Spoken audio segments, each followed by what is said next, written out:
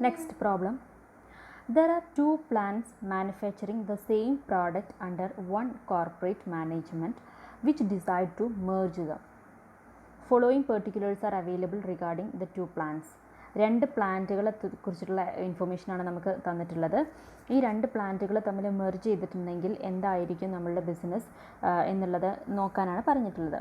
So plant 1ൻ്റെ 100% കപ്പാസിറ്റിയിലുള്ള ഡീറ്റെയിൽസാണ് തന്നിട്ടുള്ളത്. Plant 2ൻ്റെ 60% കപ്പാസിറ്റിയിലുള്ള ഡീറ്റെയിൽസാണ് തന്നിട്ടുള്ളത്. Okay, sales, variable cost, fixed cost ഇതൊക്കെ തന്നിട്ടുണ്ട്. Then you are required to calculate for the consideration of the board of directors. First question, what would be the capacity of the merged plant to be operated for break even? ഈ രണ്ട് പ്ലാന്റുകളും merge ചെയ്തിട്ടുണ്ടെങ്കിൽ, അതായത് first പ്ലാന്റിൻ്റെ 100% കപ്പാസിറ്റിയിലുള്ള ഡീറ്റെയിൽസാണ് തന്നിട്ടുള്ളത്. Second പ്ലാന്റിൻ്റെ 60% capacity. അപ്പോൾ 60%നെ നമ്മൾ 100%ലേക്ക് convert ചെയ്തിട്ട് ഇത് രണ്ടും കൂടെ മെർജ് ചെയ്താൽ അതിൻ്റെ ബ്രേക്ക് ഈവൻ പോയിൻ്റ് ഏത് ലെവലിലാണ്, ഏത് കപ്പാസിറ്റിയിലാണ് വരുന്നത്, എത്ര കപ്പാസിറ്റിയാണ് നമുക്ക് ഇത് രണ്ടും കൂടെ മിക്സ് ചെയ്തിട്ട് പിന്നെ നമ്മൾ പ്രൊഡ്യൂസ് ചെയ്യുന്ന സമയത്ത് ബ്രേക്ക് ഈവനിൽ എത്തുക എന്നുള്ളതാണ് ഫസ്റ്റത്തെ ക്വസ്റ്റ്യൻ. രണ്ടാമത്തെ question, what would be the profitability on working at 75% of the merged capacity.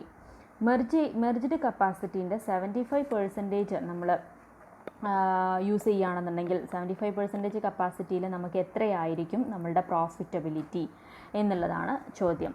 So ഇവിടെ നമ്മൾ ആദ്യം ചെയ്യേണ്ടത് ഇത് രണ്ടും കൂടെ മെർജ് ചെയ്തിട്ട് എത്രയാണ് അതിൻ്റെ ബ്രേക്ക് ഈവൻ പോയിൻ്റ് എന്നുള്ളത് കണ്ടുപിടിക്കാം. ഓക്കെ,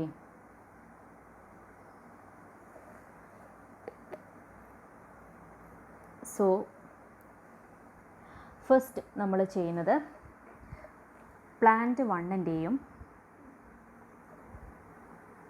പ്ലാന്റ് 1, പ്ലാന്റ് 2 ഇത് രണ്ടും കൂടെ മെർജ് ചെയ്തിട്ട് ടോട്ടൽ ഈ 3 കോളങ്ങളായിട്ട് നമുക്ക് ചെയ്യാം. ഓക്കെ, സോ ഇവിടെ നമ്മൾ എല്ലതും 100% കപ്പാസിറ്റിയിലുള്ള ഡീറ്റെയിൽസ് എടുത്തിട്ടാണ് ചെയ്യുന്നത്. ഓക്കെ, ക്വസ്റ്റ്യനിൽ നമുക്ക് പ്ലാന്റ് 1 100% ഓൾറെഡി തന്നിട്ടുണ്ട്. പ്ലാന്റ് 2 പക്ഷേ 60% ആണ് തന്നിട്ടുള്ളത്. അതിനെ നമ്മൾ 100%ലേക്ക് കൺവേർട്ട് ചെയ്യണം. ഓക്കെ, സോ ഫസ്റ്റത്തെ ഐറ്റം സെയിൽസിൽ പ്ലാന്റ് 1ൻ്റെ കേസിൽ 600 lakhs ആണ്. ദെൻ പ്ലാന്റ് 2ൻ്റെ കേസിൽ നമുക്ക് ക്വസ്റ്റ്യനിൽ തന്നിട്ടുള്ളത് 240 lakhs ആണ്. ഈ 240 lakhs എന്ന് പറയുന്നത് 60% കപ്പാസിറ്റിയിലാണ്. അപ്പോൾ അതിനെ നമ്മൾ 100ലേക്ക് കൺവേർട്ട് ചെയ്യുമ്പോൾ 240 ഡിവൈഡഡ് ബൈ 60 ഇൻറ്റു 100 ഇത് നമ്മൾ ചെയ്യുമ്പോൾ നമുക്കിവിടെ കിട്ടുന്നത്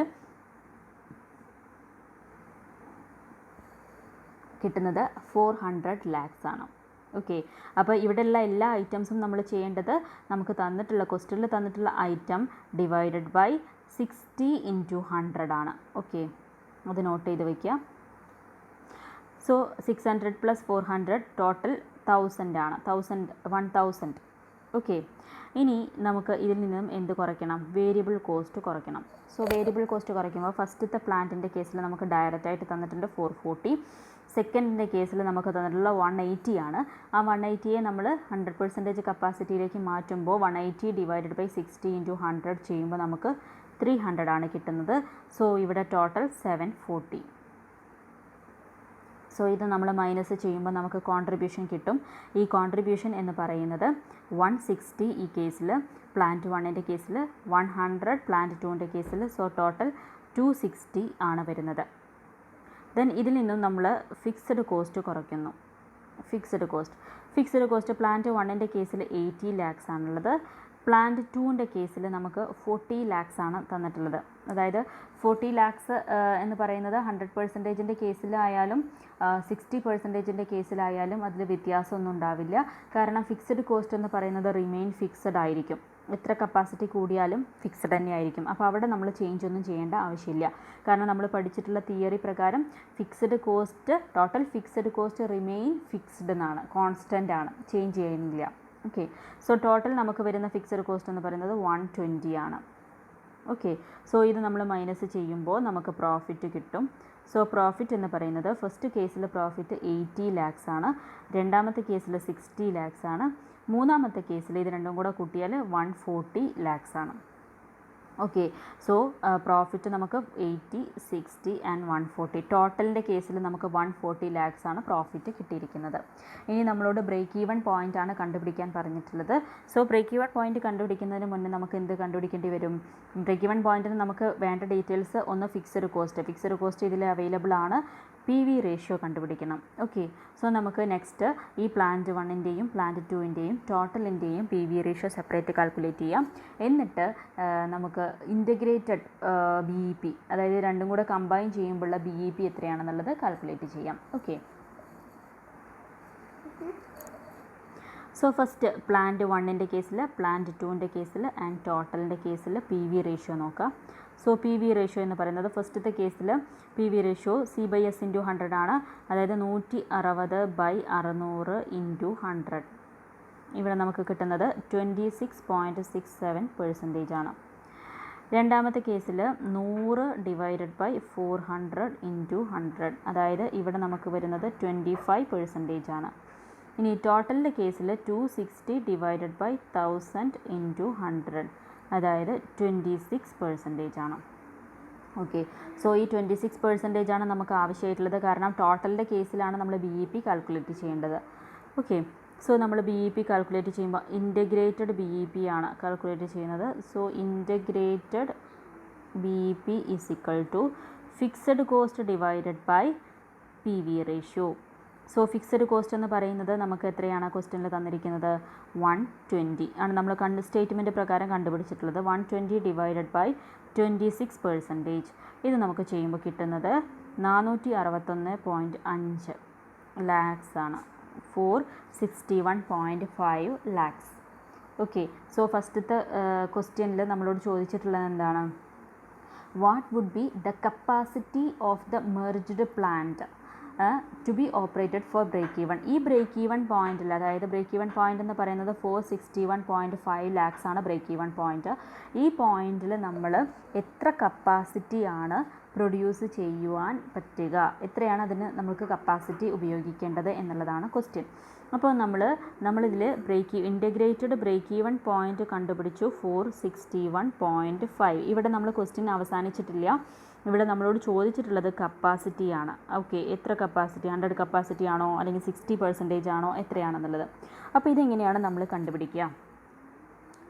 ഇവിടെ കണ്ടുപിടിക്കുക എങ്ങനെയാണെന്ന് വെച്ചാൽ നമ്മൾ 1 lakh, പിന്നെ 1 lakh, അതായത് 1000 lakhsൻ്റെ കേസിൽ നമ്മൾ ഫുൾ 100% ആണ് അല്ലേ, 100% കപ്പാസിറ്റിയാണ്. അതായത് രണ്ടും കൂടെ മിക്സ് ചെയ്ത് പ്ലാന്റ് 1ഉം പ്ലാന്റ് 2ഉം കൂടെ മിക്സ് ചെയ്തപ്പോൾ 1000 lakh ആണ് നമ്മൾ പറഞ്ഞിരുന്നത്. അത് 100% ആണ്. ഓക്കെ, അങ്ങനെയാണെന്നുണ്ടെങ്കിൽ 461.5 lakhsൻ്റെ കേസിൽ എത്രയായിരിക്കും കപ്പാസിറ്റി എന്നുള്ളത് കാൽക്കുലേറ്റ് ചെയ്യുവാൻ നമ്മളെന്താ ചെയ്യേണ്ടത്? 100/1000 × 461.5. ഇത് ചെയ്യുമ്പോൾ നമുക്ക് എത്രയാണ് കപ്പാസിറ്റി എന്നുള്ളത് കിട്ടും.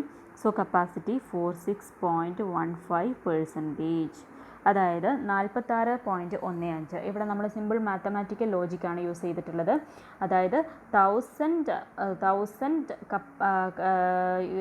lakhs ൻ്റെ കേസിൽ 100% കപ്പാസിറ്റി നമ്മൾ യൂസ് ചെയ്താൽ 461.5 lakhsൻ്റെ കേസിൽ എത്ര കപ്പാസിറ്റി ആയിരിക്കും എന്നുള്ളത് നമ്മൾ ഇക്വേഷൻ 100 എന്ന് പറയുന്നത് capacity, old capacity divided by old amount sales value into new sales value ചെയ്യുമ്പോൾ നമുക്ക് ന്യൂ കപ്പാസിറ്റി കിട്ടും. സോ കപ്പാസിറ്റി നമുക്ക് കിട്ടിയിരിക്കുന്നത് 46.15% ആണ്. അതായത് പ്ലാന്റ് 1ഉം പ്ലാന്റ് 2ഉം കൂടെ ഇൻ്റഗ്രേറ്റ് ചെയ്തിട്ട് നമ്മൾ ബിസിനസ് ചെയ്യുമ്പോൾ ആ ബിസിനസ്സിൻ്റെ 46.15 കപ്പാസിറ്റി യൂസ് ചെയ്യുമ്പോഴാണ് നമ്മൾ ബ്രേക്ക് ഈവൺ പോയിന്റിൽ എത്തുന്നത് എന്നാണ് നമ്മളുടെ ആൻസർ. അപ്പോൾ ഫസ്റ്റത്തെ ക്വസ്റ്റ്യൻ്റെ ആൻസർ നമ്മൾ കണ്ടുപിടിച്ചു. ഇനി ബ്രേക്ക് ഈവൺ പോയിൻ്റ് ആണ് നമ്മൾ കണ്ടുപിടിച്ചത്. ബ്രേക്ക് ഈവൺ പോയിന്റിലുള്ള കപ്പാസിറ്റിയാണ് കണ്ടുപിടിച്ചത്. ഇനി രണ്ടാമത്തെ ക്വസ്റ്റ്യൻ നോക്കുക. രണ്ടാമത്തെ ക്വസ്റ്റ്യൻ നമ്മളോട് പറഞ്ഞിരിക്കുന്നത് what would be the profitability on working at 75% of the merged capacity. നമ്മളിപ്പോൾ ബ്രേക്ക് ഈവൺ പോയിന്റ്, അതായത് നോ പ്രോഫിറ്റ് നോ ലോസ് പൊസിഷനാണ് ഇപ്പോൾ കണ്ടുപിടിച്ചിട്ടുള്ളത്. ഇനി 75% കപ്പാസിറ്റി നമ്മൾ യൂസ് ചെയ്തിട്ടുണ്ടായിരുന്നു എങ്കിൽ എത്രയായിരിക്കും നമ്മളുടെ പ്രോഫിറ്റ് എന്നുള്ളതാണ് ക്വസ്റ്റ്യൻ. ഓക്കെ. സോ പ്രോഫിറ്റബിലിറ്റി, അപ്പോൾ ആദ്യം നമ്മൾ പ്രോഫിറ്റ് കണ്ടുപിടിക്കുക. അപ്പോൾ പ്രോഫിറ്റ് കണ്ടുപിടിക്കാൻ വേണ്ടിയിട്ട് നമ്മൾ എന്താണ് ചെയ്യേണ്ടത്? പ്രോഫിറ്റ് കണ്ടുപിടിക്കാനുള്ള ഇക്വേഷൻ എന്താണ്? പി എന്ന് പറയുന്നത് സി മൈനസ് എഫ് ആണ്. കോൺട്രിബ്യൂഷനിൽ നിന്നും ഫിക്സഡ് കോസ്റ്റ് കുറച്ചാൽ നമുക്ക് പ്രോഫിറ്റ് കിട്ടും. സോ കോൺട്രിബ്യൂഷൻ 75%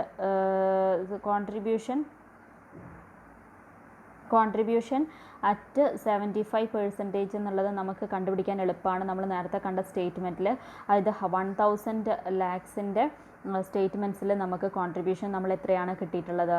260 260 അതിൻ്റെ സി. ഈ 260 എന്ന് പറയുന്നത് 1000-ൻ്റെ. അങ്ങനെയാണെങ്കിൽ അതിൻ്റെ 75% എന്ന് പറയുമ്പോൾ നമുക്ക് ഡയറക്റ്റ് ആയിട്ട് 260-ൻ്റെ 75% കണ്ടാൽ 75%-ൻ്റെ കോൺട്രിബ്യൂഷൻ കിട്ടും. അതായത് 195 ലാക്സ്, 195 ലാക്സ് ആണ് കോൺട്രിബ്യൂഷൻ ആയിട്ട് വരുന്നത്. ഓക്കെ. സോ 195 ലാക്സ് ആണ് കോൺട്രിബ്യൂഷൻ. ഇനി നമ്മൾ പ്രോഫിറ്റ് കണ്ടുപിടിക്കുവാൻ സി മൈനസ് എഫ്, അതായത് 195 ലാക്സിൽ നിന്നും എഫ് എന്ന് പറയുന്ന ഫിക്സഡ് കോസ്റ്റ് 120 ലാക്സ് കുറച്ച് കഴിഞ്ഞാൽ 75 ലാക്സ് കിട്ടും. സോ 75 ലാക്സ് ആണ് നമ്മളുടെ profit. Okay. So profit 75 lakhs കിട്ടി. നമ്മളോട് പ്രോഫിറ്റബിലിറ്റി ആണ് ചോദിച്ചിട്ടുള്ളത്. പ്രോഫിറ്റബിലിറ്റി എന്ന് പറയുമ്പോൾ നമ്മൾ ഔട്ട് ഓഫ് ഈ 75 ലാക്സ് പ്രോഫിറ്റ് കിട്ടിയെങ്കിലും ഇത് എത്രയാണ്, എത്ര ബിസിനസ്, എത്ര വോളിയമാണ് സെയിൽസ് ചെയ്യും, എത്ര വോളിയം സെയിൽസ് ചെയ്യുമ്പോഴാണ് നമുക്ക് ഇത്ര ലാക്സ് കിട്ടുന്നത്, അത് കണ്ടുപിടിക്കുമ്പോഴേ നമുക്ക് പ്രോഫിറ്റബിലിറ്റി ആവുള്ളൂ. വെറും പ്രോഫിറ്റാണ് ചോദിച്ചിട്ടുള്ളതെന്നുണ്ടെങ്കിൽ 75 ലാക്സ് ആണ് നമ്മളുടെ ആൻസർ. അതേസമയം പ്രോഫിറ്റബിലിറ്റി ചോദിച്ചാൽ നമ്മൾ ചെയ്യേണ്ടത് എന്താണെന്ന് വെച്ചാൽ, ഈ 75 എന്ന് പറയുന്നത് ഔട്ട് ഓഫ് എത്രയാണ്? 750. അതായത് 75% കപ്പാസിറ്റി അല്ലേ. അപ്പോൾ 75 ഡിവൈഡഡ് ബൈ 750 ഇൻറ്റു 100 ചെയ്യുമ്പോൾ നമുക്ക് പ്രോഫിറ്റബിലിറ്റി കിട്ടും. അതായത് 10%. സോ 10% ആണ് നമ്മൾക്ക് കിട്ടുന്ന പ്രോഫിറ്റ്. 10% പ്രോഫിറ്റ്. 750 ലാക്സിൻ്റെ ബിസിനസ് നടത്തിയപ്പോൾ നമുക്ക് 75 ലാക്ക് കിട്ടിയെന്നുണ്ടെങ്കിൽ അതിൻ്റെ അർത്ഥം നമുക്ക് 10% നമുക്ക് കിട്ടിയിട്ടുള്ള പ്രോഫിറ്റ്. ഓക്കെ. സോ ഈ രണ്ട് ക്വസ്റ്റ്യനുള്ള ആൻസർ നമ്മൾ കണ്ടുപിടിച്ചു.